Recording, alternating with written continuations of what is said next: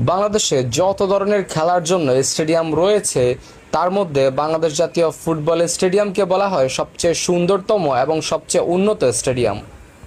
গত 2 বছর আগে ফিরে তাকালেও আপনি দেখতে পেতেন না বাংলাদেশ ফুটবল স্টেডিয়ামের এত উন্নতি কিংবা এত ধরনের ফ্যাসিলিটিস রয়েছে, কিন্তু বর্তমান সময়ে হামজা সমিত আসার পর থেকে গ্যালারিতে যেমন মানুষ আসতে শুরু করেছে, তেমন ঠিক তাই মাঠের ফ্যাসিলিটিজও আস্তে আস্তে বাড়া শুরু করেছে। মাঠের সৌন্দর্য, গ্যালারির সৌন্দর্য সবকিছুই যেন একটা ইউরোপিয়ান ভাইব চলে এসেছে।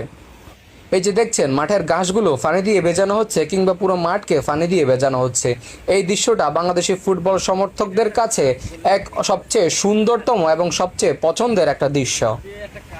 বাংলাদেশি ফুটবলাররা যখন প্র্যাকটিস করে, প্র্যাকটিস সেশনে যখন এরকম পানি দিয়ে মাঠ ভেজানো হয়, খেলোয়াড়রাও এটা খুব উপভোগ করেন।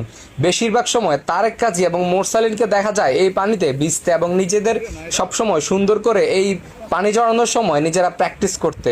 তারেক কাজী সবসময় বেশিরভাগ সময় তিনি এই পানিতে ভিজে থাকেন। অবশ্য ফুটেজটা নেওয়ার সময় আমাকে এবং বেশ কিছু সাংবাদিকদের ভিজিয়ে দিয়েছিল পুরোপুরি, এবং ক্যামেরা সহ সবকিছু পানিতে ভিজে গিয়েছিল এই ফানির লেনের কারণে। শুধু এই নামমাত্র একটা ফ্যাসিলিটিস না, বসার সিট থেকে শুরু করে, লাইটিং সিস্টেম থেকে শুরু করে, ঘাস থেকে শুরু করে এবং কন্ডিশন থেকে শুরু করে ও ওয়েদার মেনটেন থেকে শুরু করে সব কিছুর দিকে, কালারিং, রং, চকমকা এবং সব দিক থেকে শুরু করে বাংলাদেশ জাতীয় ফুটবল স্টেডিয়াম দিন দিন উন্নত হয়ে যাচ্ছে। এই যে এখানেই দেখুন না, ক্যাপ্টেন জামাল ভুঁইয়া এবং উদীয়মান সেরা তারকা জায়ান আহমেদ নিজেদেরকে ফানিতে ভিজিয়েই খানিকটা ঠান্ডা করে নিচ্ছেন এবং সাথে প্র্যাকটিসের মনের আনন্দে করে যাচ্ছেন। এরপরে যখন ফানির লাইন শেষ হয় তখন আবার নিজেদের সাময়িক সেই মাঠের মাঝখানে গিয়ে প্র্যাকটিস শুরু করেন। তবে সবচেয়ে অবাক করা ব্যাপার হচ্ছে ঢাকার সবচেয়ে ব্যস্ততম এবং যানজটপূর্ণ এলাকা গুলিস্তানে বাংলাদেশের সবচেয়ে সুন্দর স্টেডিয়াম অবস্থিত।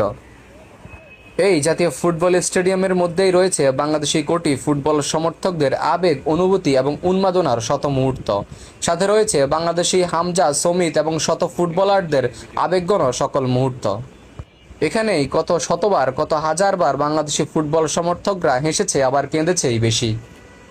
তবে ফুটবল সমর্থকদের আসল প্রেম কিন্তু এই স্টেডিয়ামের সাথে, এই ফুটবল খেলাটার সাথেই।